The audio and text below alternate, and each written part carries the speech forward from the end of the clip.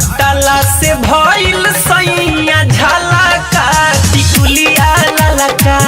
सटला से भइल राजा झलका टिकुलिया ललका टिकुलिया ललका टिकुलिया ललका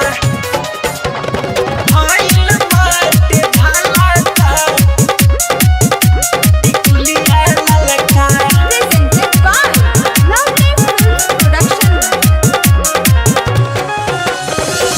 कहियो ना पूरा हमारा करे डिमांड के झुमको भी लाइल बड़ लो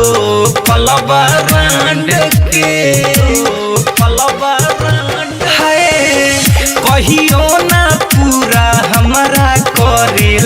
डिमांड के झुमको भी लाइल बड़ लो पलवा रांड के टीका ले आइला नथिया लैला मुहो भी कलर झराला का चाही ना तोहर पेन्ह तू अपने चूड़ी हई सराला का टिकुलिया ललका टिकुलिया ललका सटला से भइल सैया झलका टिकुलिया ललका सटला से भइल बाटे झलका टिकुलिया ललका भइल बाटे झलका टिकुलिया ललका टिकुलिया ललका।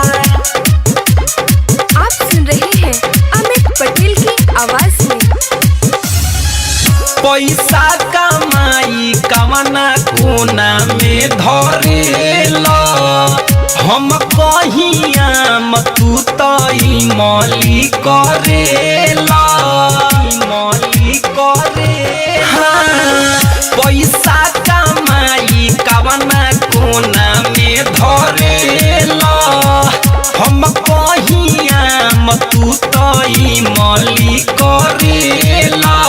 कहिले रोड धके चला बराबर चलेला तू त खाला का